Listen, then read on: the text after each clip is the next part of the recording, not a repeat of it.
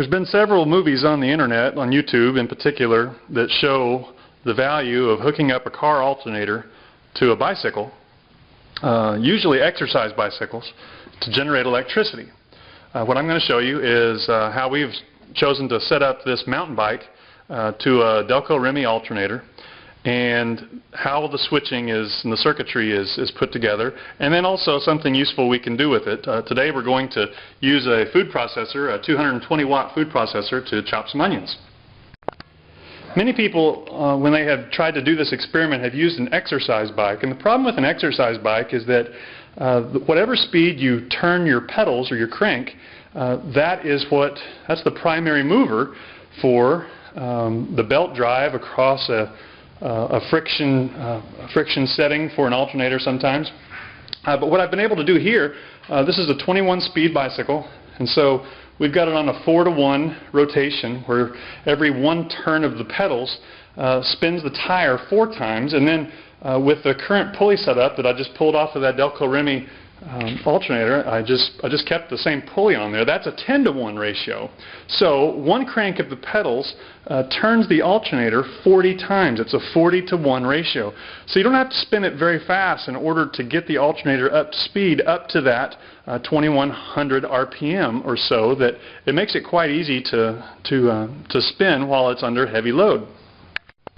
First, some basics about an alternator. An alternator is different than a generator in that there are no permanent magnets inside. Instead, you have a field or a rotor coil of wire with some metal plates, and then you also have a stator winding on the outside. And what happens if you just spin the rotor around the stator, then nothing happens because it's just a bunch of wires put together. There are no magnets on the inside. However, if you put a 12-volt charge on the interior coil, then start spinning it, then all of a sudden you have generated electromagnetic force, and the magnetism and the electricity running through the rotor is now inducing a field current in the stator. And it's from the stator that you get electricity, now induced electricity, coming out this post. Now, the problem with alternators is that you have to have power in order to generate power. So, as these alternators are in your car, when you turn the switch on your car, it is connected to a battery. So we have a 12-volt battery pack here. It's nothing large, just some AA's put in series to generate 12 volts. And when you turn the car on your battery, power is given or is directed to the alternator. And it's given through the post connections, as well as these voltage regulator and field sensing wires that come off of the switches that come off of your alternator. Using a bicycle, however, we don't have very much power as we do in a vehicle. So what we're going to do is we're going to start the bicycle running, which will get the alternator spinning, and then we will flip a switch to bring power to the alternator. I'll show you the switch up here at the top. It's just a switch that I can easily get to on the bicycle. And what we have done is that we have put the switch wires in line with the 12-volt battery pack. And then from the 12-volt battery pack, we have a line that goes to the alternator. And when I was doing research on the internet trying to find out how exactly to hook up this alternator, there wasn't much of a circuitry diagram, and I'm not about to draw one for you, but let me just show you what we have done to make this work. We've taken there's a field sensing wire and there is a voltage regulator wire, and these have to see 12 volts in order to maintain the current. All we've done is we've taken these and mounted them right back to the post. This is where the current comes out.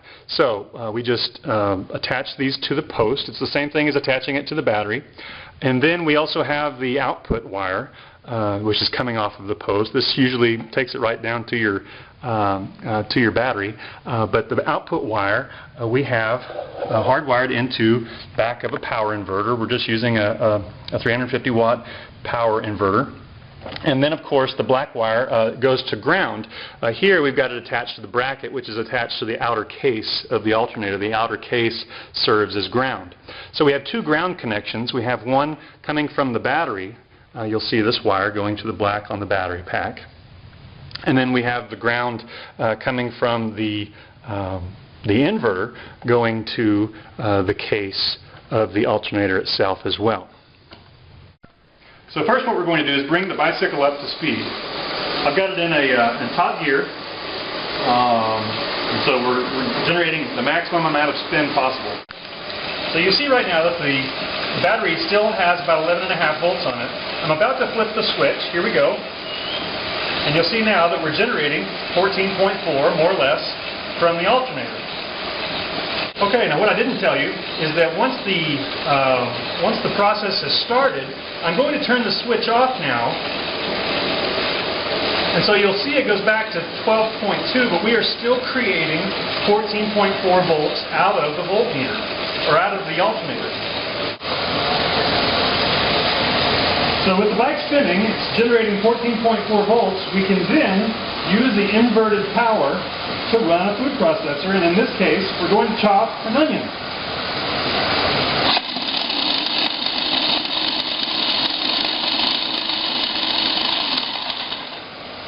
And there you have it. You can hear the inverter power down.